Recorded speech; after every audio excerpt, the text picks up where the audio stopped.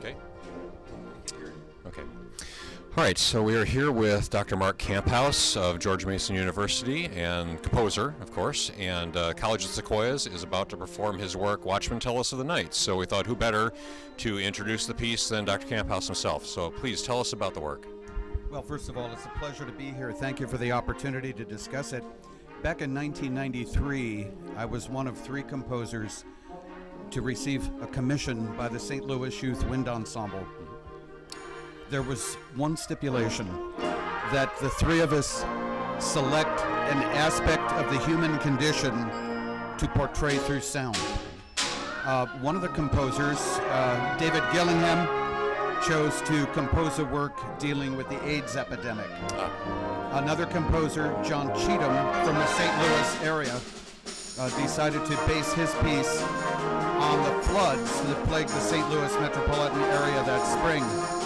After I gave it a great deal of thought, I decided to base my piece on the national disgrace of child abuse and neglect. It seems that a day does not go by to where we don't hear some story on radio or TV or read an article in a paper or a magazine about this shameful disgrace, which is really an epidemic.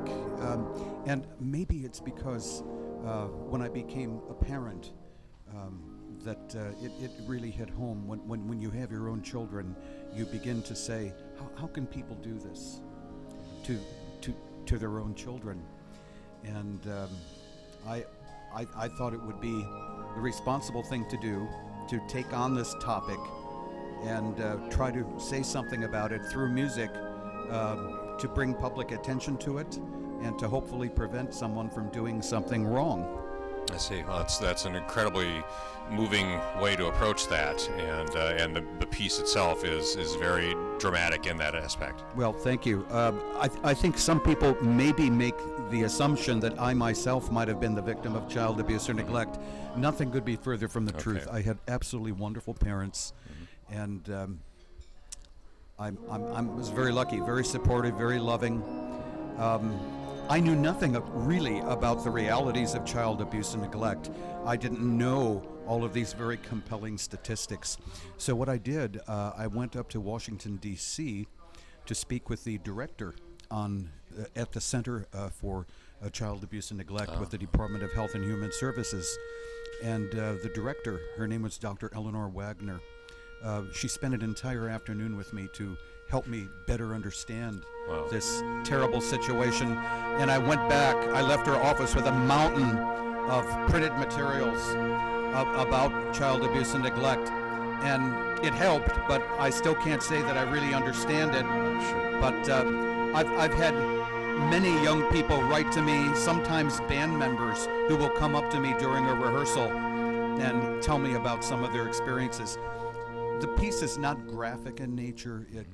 It's a tribute to the survivors of child abuse and neglect, and that's a very important distinction. Yeah, absolutely. It's definitely you hear that spirit of triumph over exactly the situation. The strength and the courage that survivors of child abuse and neglect. It's very inspirational. Absolutely. Well, and you're right. Once you become a parent, you really you have a much stronger sense of how horrible that could be. Exactly. So that's an interesting perspective.